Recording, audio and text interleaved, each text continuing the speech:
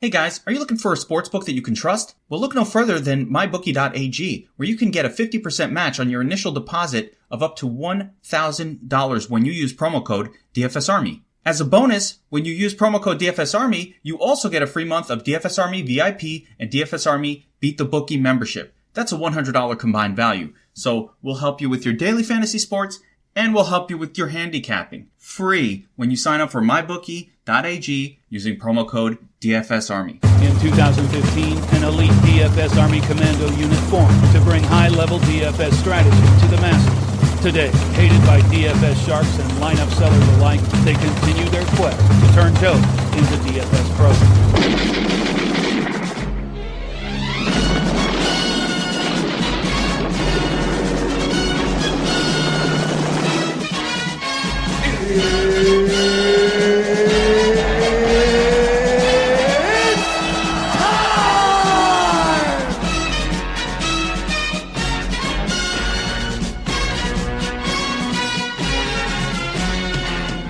Hello and welcome to the Taco Tuesday PGA DFS podcast, presented to you by DFSArmy.com.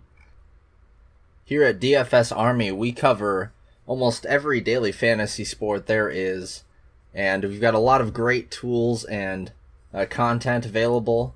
They're covering it all. They were just covering the All-Star Game and the Home Run Derby. You can check us out at DFSArmy.com. And use promo code TACO to help support the pod. We've got the Domination Station lineup optimizer, the Research Station, which I'll be referencing throughout this podcast, and coaches' notes, coaching channels, lots of good stuff that you can use not only for PGA DFS content, but again, almost all daily fantasy sports with one low price. Come check us out at dfsarmy.com and use promo code TACO for a lifetime 20% off. Alright, so this week we are going to Iowa for the John Deere Classic. Just keeping it rolling with the new Midwest swing. This used to be a bit later in the year, towards the very end of the season. Of course, we are approaching the end of the season, as they've kind of shortened the season a little bit this year. You usually would have stops like the Greenbrier and a few other events before this one. So it's going to be very similar to the last few weeks. The course plays very, very easy, as over the last 9 runnings of this tournament, we've seen scores between -18 and -27 winning it all. That was last year with Michael Kim winning at -27. Steve Stricker won it, 26 under par. It's a shame we don't get Stricker in the field this week, as he would be the ultimate course horse. He won this event 3 times in a row, but he's not in it. A lot of people aren't in it. This is probably the weakest field that I have ever seen. I've maybe seen some weaker fields during like the week of a major or a WGC event, like the alternate fields, like like the Corrales Punta Canas or the Puerto Rico Open, or even the weirder stuff like the Barracuda. But this is just a completely empty field. None of the top 50 in the world are playing.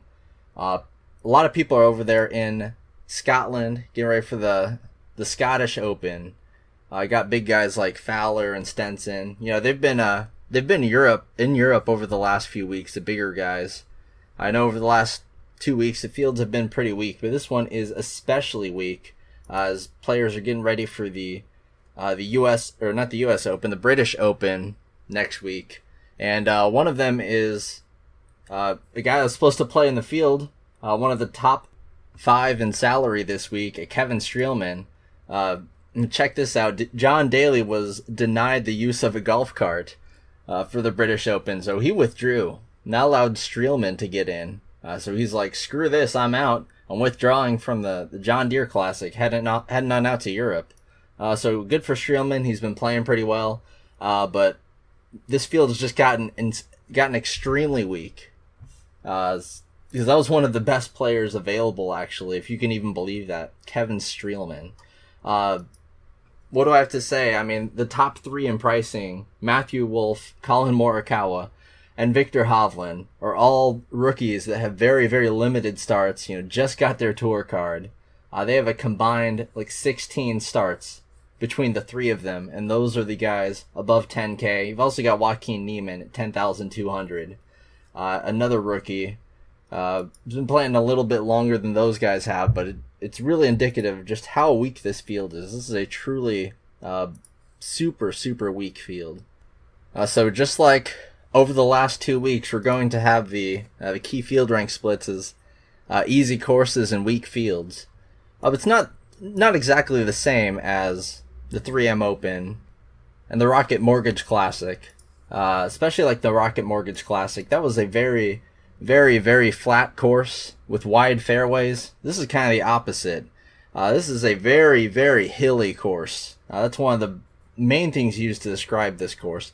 Very hilly, very uniquely designed, but it's also very easy. It's extremely penal if you miss it into these deep forests they've got. There's also a little bit of water in play on 4 holes. For example, hole 16, it's a short 150-yard par 5, or par 3. 150-yard par 5 would get destroyed for some albatrosses all the time. But this is a very easy very easy hole. It's got a bunker on the right, but if you dare miss left, it goes from green to fringe to rough to side of a hill to cart path, and then water. So if you dare miss it left, you're going to find some water. Also, one of the par 5s, there are 3 par 5s at this par 71 course. One of the par 5s is completely protected by water in hole 10. It's a unique designed course where the fairways are very thin. They're winding all over the place. There's lots of elevation differences in between where you're teeing off and where the green is.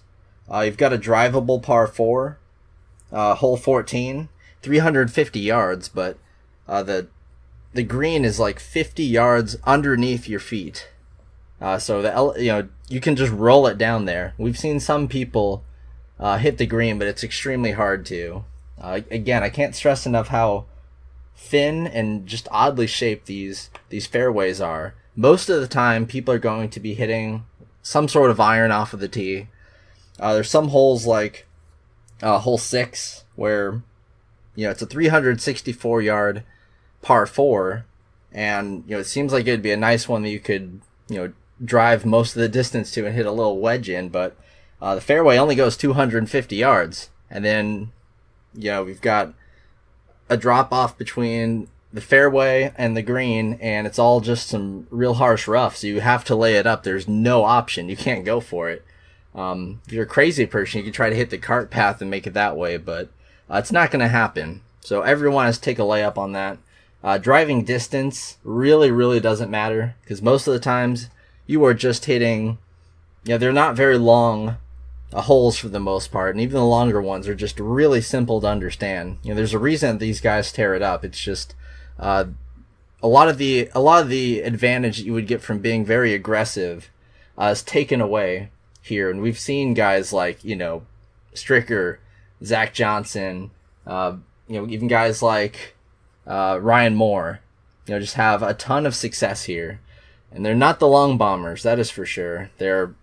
It's not even necessarily accuracy too. It's just, it really takes the skill out of, being able to just bomb the ball and put it more into just, place a really good drive. Just hit a no-nonsense drive. Just be consistent with it. And then hit a wedge into the green. And from there, the greens are just really large. They're very undulating, but they're pretty easy to read. There's some slower bent grass greens. And they're not the most complicated to figure out. It's very obvious usually where you should be landing your ball at. It's very slopey greens, but again, it's kind of easy to understand what you're going for.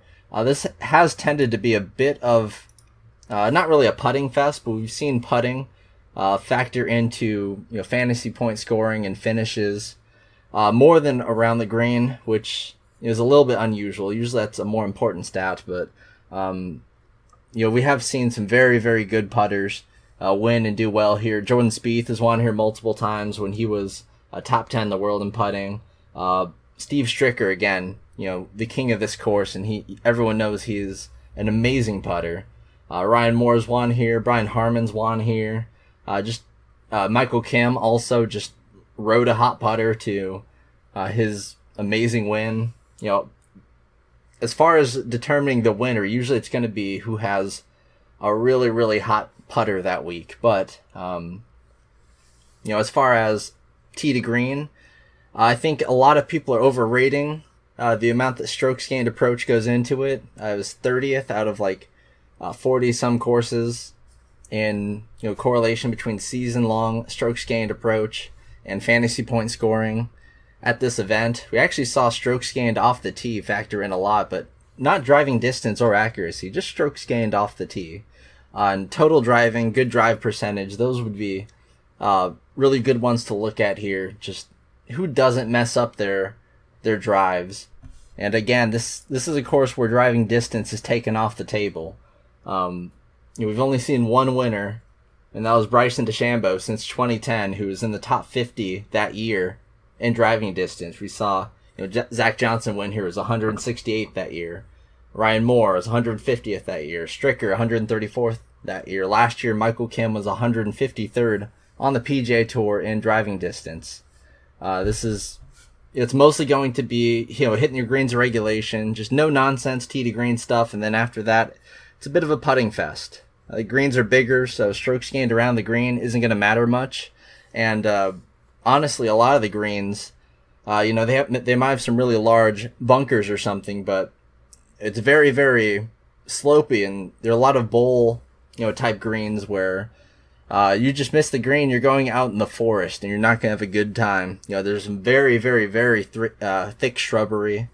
Going to be a lot of unplayable calls, but for the most part, the greens are gigantic, easy to find, and the holes are pretty straightforward. It kind of forces your hand a lot of the time, and again, you can't really be too aggressive here and expect that to work out. It's just not going to usually. So as far as the type of player that we're going to target, it's just different this week. Strategy is just completely different because there's no one to pay for, right? So salary is almost out the window, especially if you're going to be off of the guys up top, the young guys in pretty good form, Hovland, Morikawa, last week's winner, Wolf, Joaquin Niemann. If you're going to be off those guys strategically, because people are just going to end up playing them because, as weird as this field is, there's no one to really pay up for up top. There's no, salary might not really matter all that much. You might leave some money on the table, and that's not something that usually happens in PGA. You usually don't do that too much, but the guys 10K, almost 11K in pricing. Usually we see these guys at between 6 to 1, 7 to 1, and maybe 15 to 1 or so, but Hovland's 18 to 1, Morikawa's 19 to 1, Wolf 23 to 1, Niemann, same thing. It's just way different than we're used to seeing.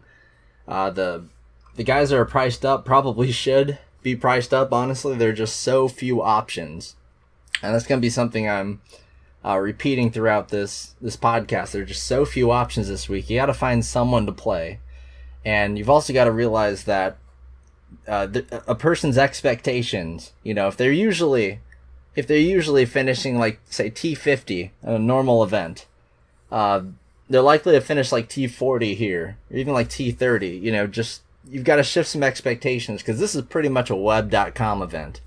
It's a very, very weak field. I think we'll see mediocre golfers looking like much better golfers than they are just because the field is incredibly weak. Who knows who's going to win? We've seen a lot of guys just come out of nowhere and win, like last year, obviously, with Michael Kim. And it really does give those veterans, older guys, and another thing we've noticed is people who've seen the course multiple times tend to do better at the course than your first timers. Always some exceptions to that, but course history really does seem to factor in a bit more than usual. In fact, I would say this is one of the courses where I look at course history the most, because there are so many examples of guys They continually do well. But there's also no one that's safe. It is going to be a scoring fest. Variance is going to be up, and there are some big numbers to be had. If you end up on the wrong side of some variance, or you just hit one or two errant shots that could add, we do see a lot of triple or double, triple, or even worse bogeys, at this place. But not so much, regular bogeys. If you keep things in line, it's an extremely easy course. And again, there'll be some scoring just like we've seen from these week events at easy courses, high scoring courses. And we've seen over the last 2 weeks. And a lot of the same people are playing. These are just your PGA Tour regulars, either trying desperately to score some sort of finish and keep their PGA Tour card, or maybe just trying to make some money before their card eventually runs out. Or just, young guys working on taking advantage of a weak field like this. But all of your regulars, the ones who play pretty much every week, are here. Like, obviously, Sung J M's going to be here. It's those kind of guys.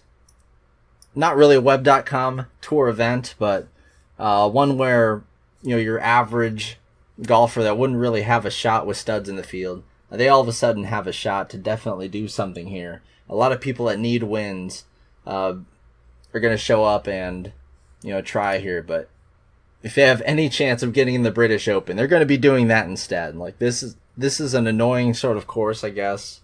For some reason, nobody is playing it. Not even Spieth, who's won it multiple times.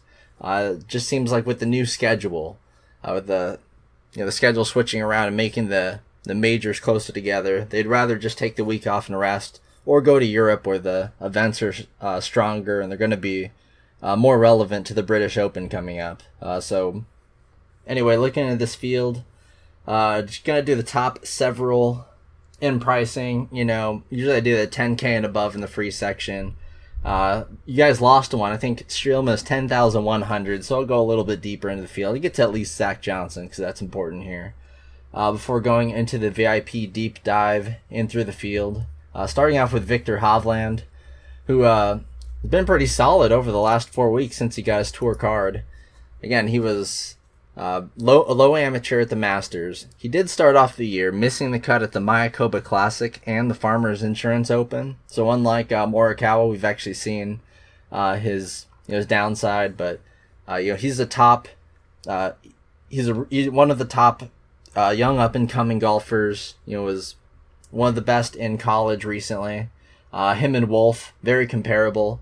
I noticed, and I think a lot of people noticed last week, that Hovland was like 25-1 and Wolf was like 150-1 on some sites, which was crazy, which, got a lot of people betting on Matthew Wolf. And, congratulations to whoever hit that. I know a lot of people made some good money with him winning last week, but it was kind of crazy to see how, the insane discrepancy between Wolf and Hovland, just because Wolf had missed his first two cuts on the PGA Tour, or his last two. He did debut at the Waste Management Phoenix Open, finishing 50th, but since getting his card, he had missed those cuts, and Hovland had finished like 12th at the U.S. Open, then 54th at the Travelers, then T13 at the Rocket Mortgage Classic. That was enough to make him 25-1 with Wolf 150-1. It didn't really add up. Wolf's going to be something really nice here, but so Hovland, $10,900 is what he's drifted up to 17-1 right now. You got to think to fade that, because people are going to be playing a lot of them, especially on like FanDuel. Just there's nowhere else to really pick guys from, and there are some really good values in like the 7K range, and I think that'll open up people to throw in one of these expensive guys. I think most people will go Morikawa, just because he is yet to have a miscut or anything, and he's making a ton of birdies. But Hovland is someone that we've seen him get popular. Like, he was extremely popular last week at the 3M Open, even with a huge price jump. So we can expect him to probably find some ownership again, because he followed. He had his third top 13 finish over the last 4 weeks. Had finished 13th at the Rocket Mortgage Classic and followed that up with 13th last week. You probably expect him to still retain some ownership I'm just not really interested in. It's not really the price. It is just that ownership I'm trying to get away from. Still a very young golfer. We don't know that he is going to be the next Tiger Woods already. More than likely willing to just hope that he finishes outside like the top 15, top 20, and he won't really hurt you that way. I'd be more interested in Morikawa. So he's $10,700. Pretty popular last week, and boy did he pay off. Runner up to Wolf.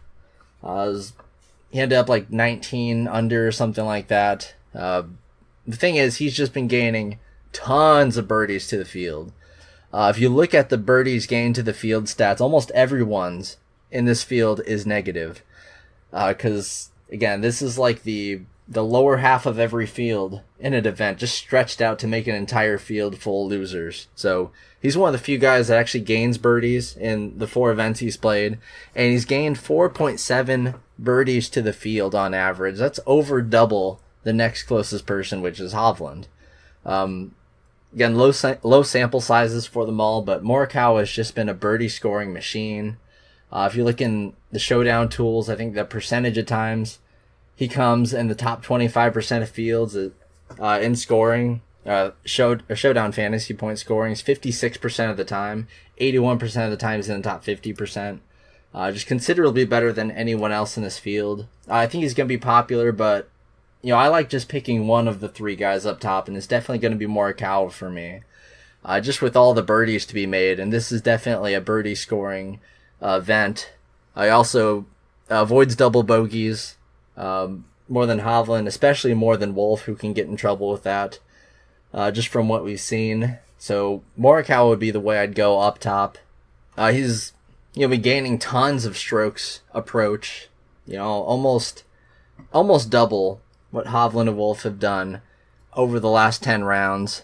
Gaining a stroke per round over the last 25 rounds approach. It's pretty decent off the tee. I think Hovland's got him beat there. But Hovland has struggled with his short game around the green. And putting, as where Morikawa has been pretty solid in that, very consistent, just from what rounds we've seen of him so far. So yeah, Morikawa is the guy I'm going with there, and then Matthew Wolff, $10,500, last week's winner. The very, very interesting swing. That was his first made cut on the PGA Tour. Also, we found out he had a win as his first made cut. I wonder how many people have done that. So, obviously, as winning upside is similar to Morikawa. He's got winning upside, especially in this field. Hits the ball a mile, but that's really going to be negated here. Has shown some really poor driving accuracy. Only hitting 51% of fairways in the last 3 events he's played over the last 3 weeks. Losing strokes off the tee, actually, which, for someone that hits the ball, like, well over 300 yards, it's a little concerning. Obviously, last week, the approaches were on fire. If we look at the strokes gained settings, or the strokes gained logs, you can see, the last 2 rounds, over the weekend, he gained 4.2 and 3 strokes approach. Really, really good stuff there. But on Sunday, he lost 2 strokes putting. And he had come in, gaining strokes in four straight rounds, putting. So that's kind of inconsistent. Like a lot of people are very inconsistent with their putter, but at least he does have some upside in that regard. We've seen him gain as many as 2 strokes in a round so far putting. But it was nice to see his approach game. He gained at least a stroke every single round last week. Gained, I think it was like 8 or 9 strokes overall approach, and that was something that he struggled with in his 2 missed cuts early on, the weeks before that. So Wolf, not going to full fade him. Really just going to be seriously underweight on these guys. Might take some sprinkles because they can definitely win. All 3 of these guys have shown that, especially in a field like this, they've got upside for people so young, but mostly just going to be avoiding these guys. Wolf has lost birdies to the field so far. Those missed cuts don't really help, but half of his rounds over the last 3 weeks have been in that win. So, not so great to see that, but still just have a sprinkle of him and that's probably how I'll go about it. Then you've got Joaquin Niemann, $10,200. Played in this event last year, debuted with a T23 finish. And he had a T23 finish last week at the 3M Open. That was after 2 straight 5th place finishes in a row at the Travelers and Rocket Mortgage Classic. So he's come in making 6 straight cuts. He had a real rough stretch to the season before that, missing the cut at places like the PGA Championship in Texas, Corrales Punta Cana, right? The super weak field of Corrales Punta Cana. He finished T103. That's a bit worrisome right there. I think he makes for a pretty good fade candidate. He's avoiding double bogeys at a really similar rate to like Morikawa, and he's gaining fantasy points to the field, not birdies, but fantasy points. And over his last 6 events played, the 86% field rank is really strong. And he's gaining strokes approach as well. Around the green, also been solid in that. And he started off as being a really bad putter early on this season. Like he's a really bad putter most of the time. Over the last 10 rounds, he's actually putted pretty darn well. 0.7 strokes gained to the field. Just exactly 0 over the last 25. So he's just been an average putter. I don't know how much I like him in what may be a putting fest, at least if you're shooting for a top 5, top 10 finish. I'm not sure how Niemann fits in that, but he proved he can at least have a good finish last week or last year at this event. I'm just worried that he's going to be really popular, especially on FanDuel. He's going to be quite chalky on FanDuel. He's a bit underpriced there. He's been really popular in ownership over the last few weeks, and he's been hitting for guys. I don't really think that I'm going to be eating that sort of chalk. Someone who's 22-1, 23-1 for over $10,000. That's not all that appealing to me, honestly. So I've mostly just been saying I'm fading guys, but that's really what I'm doing up top. I'm picking just other guys and going with them. Not too worried about salary this week.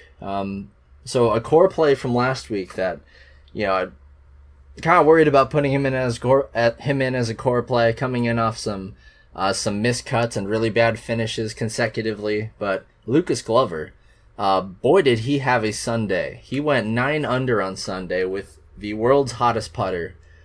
So you've got Glover, who $9,800 is very overpriced. Kind of the reason I liked him last week, and it's going to be sort of the reason I like him this week as well. Is coming in overpriced, which for me is fine. I've got to spend my salary somewhere if I even spend my salary. On FanDuel, though, you're going to really have to pay up for him, as he's the 4th most expensive on the board. $9,800 on DraftKings. So he did hit last week, and he's had so many top 15s, top 20s this year. It's been insane. He's either missing the cut or he's coming like top 20. And it seems like he specifically really likes these easy courses and weak fields. His field rank splits are astronomical in these. He's played 7 events at easy courses with a 92% field rank split. So he beats 92% of the golfers he tees off with. And then in 11 weak field events, he has the same field rank percentage of 92%. So he's beaten 92% of the golfers he's teed up against in 11 weak field events this year. It's probably a lot worse for stronger fields. Like the US Open, he missed the cut. He did actually do very well in the PGA Championship. But it's these weak fields, easy courses. That's where he's been able to put in his work so far this season. He was very low owned last week and should be the lowest owned of these expensive guys up top. Because I imagine Im and Johnson that I'm about to talk about will also be very popular. Glover just seems overpriced, which he is. He's not a good odds to pricing value, being 25-1, with guys like Sungjae Im at 22-1, cheaper than him. But I don't mind that at all. I'm going purely for ownership here, and I think he has really good upside for like a top 10 finish. So I like Glover. I think he's going to be a core play again. Just going right back to the well with him. And over the last few months, 0.9% double bogey or worse percentage. That's one of the best in the entire field. I think it's top 3 in the field. Very good at avoiding them. It's just really safe. used to struggle at this course in 2015, 2014, missed the cut pretty horribly. That was back when he was struggling with being literally the worst putter on the PGA Tour by a mile. But if you look, over the last 25 rounds, he averages half a stroke gained per round. On bent grass greens also, 0.5 strokes gained per round putting. It's been really hot. And again, last week, I don't know if you believe in trendy drivers, or not drivers, putters, but he gained 5.3 strokes putting on Sunday. He was lightning hot. He was ultra hot. I don't know what kind of adjective I need to use, but super hot. And he got over those missed cuts. Came 25th here in 2017, the last time he played. He's a much different golfer than him. He has a completely different putting swing now. He's completely changed everything about how he putted. I think he experimented with anchoring and stuff, and now I think he putts with his hands farther ahead. It's he almost semi-anchors it or something. It's kind of weird, but it's really been working for him. And I like to see putting, having that sort of putting capability at what possibly will be a putting fest, at least for the guys, in the top 10, going for the win there. Everything else, pretty no nonsense. The strokes gained approach hasn't been great lately, but off the tee is always very solid, very consistent. Every single strokes gained category we see for him, it's been really consistent. And that's been the main thing. So don't mind Glover here. Really like him actually for GPPs. Definitely not cash safe, but for GPPs definitely. Third in projected round score. We can look at the specific splits too. He's fourth in the field in long par 3 scoring, and 3 of the 4 par 3s here are long. He's third in medium length par 4 scoring and 13th in short par 5 scoring. 2 of the 3 par 5s are short. The longer one is the one that is protected by water, guaranteed to be a 3 shot hole, and he's 8th in the field in long par 5 scoring. Very good at getting DraftKings points. Better DraftKings or a better FanDuel play than DraftKings play usually, but still solid at finding fantasy points. Not exactly birdie scoring, but he does have he's really good at avoiding the double bogeys, and it's what makes him such a good FanDuel play. That and the fact that no one will own him, which again is what I'm really going for with the play here. You've got Sungjae Im at $9,700. He's finished T21 or better in his last 4 events. He got over a little streak of 3 straight missed cuts that he had at the Wells Fargo, Byron Nelson, and PGA Championship. The Byron Nelson, the PGA Championship, and the Charles Schwab Invitational. Since then, he hasn't missed a cut. Gets a lot of birdies. I think he's top 5 in the field and gaining birdies to the field. Really good at gaining fantasy points to the field. Top 5 in that as well. One thing I do notice about him in particular, it's his... We were just on that page. 5th in short par 5 scoring. Really good there. Struggles a bit more at long par 5s, but that should be really negated this week. And 6th in the field in long par 4 scoring. So no need to worry about him there. The only real struggle he has is he's much better at the short par 3s than the long par 3s. And you see some longer ones here where he really does struggle at. Only 0.3 DraftKings points per hole on long par 3s. But, he's still... that short par 5 scoring is going to be a lot more important than some par 3 splits. Short par 5 is going to be where you're making your money, and he's really gotten some eagles lately. Always an amazing showdown play, and even for week long, he's shown that he can score a ton. And for a birdie fest, this is definitely what you want. He's been pretty solid with the putter. No real weaknesses, honestly. He's kind of struggling with his stroke gained approach recently, but turned that around. So really like Sungjae, but I think he'll be a fairly popular play. Ownership might be lowered a little bit by being right next to Zach Johnson, and we'll get to him, but he should still be somewhat popular. And I don't mind eating a little bit of chalk there. I I really want to get some Sung Jae in my lineups and probably try to be higher than the rest of the field on them. Glover and Im and Johnson, those are the three that I'm really spending up on. Just not venturing into the 10K range this week. So let's talk about Zach Johnson before we go into our deep dive here. Obviously, he is the course horse. Goes without saying. He's made all of his cuts since 2010. No finish worse than T34. And 6 top 5 finishes and a win in that span. Last year, he regressed at this course by posting a T16 finish. Now, the thing all of those years have in common is that he came in some pretty good form. I think he had some top 20s in a row last year before he posted that T16. And, it's true that he really, really likes the course, knows what to do here, has a lot of confidence here, but he's been struggling this year. This has been his worst year in a very, very long time. Might be one of his worst years ever. Has no top 10s. You have to go all the way back to the RSM Classic. That was before the Tournament of Champions and stuff. That was literally last year, where he had his last top 10, a T7 finish there in that weak field. And only one top 20 finish since then, a T16 at the RBC Heritage, which is a fairly similar course and setup and stuff here, but we've seen him miss the cut at the Charles Schwab, the Wells Fargo. He missed the cut by a stroke. He's made his last 2 cuts, but no solid finishes. Get this, he's 19th in projected round score, but 81st in projected DraftKings score. All that aside, though, that intense course history, we're usually just on this guy a lot. Should be higher in price, I think, just because of that insane history. I don't know, this is going to be one of the spots where I'll probably just eat the history, even though he's losing, birdies to the field on average, and even starting to double bogey, which is not like him. His double bogey or worse percentage is over 2%. I think, honestly, it makes for a really good fade if you want to play him that way. I'm not really going to. I'm focusing my fades more on the young guys and just taking, the solid Zach Johnson.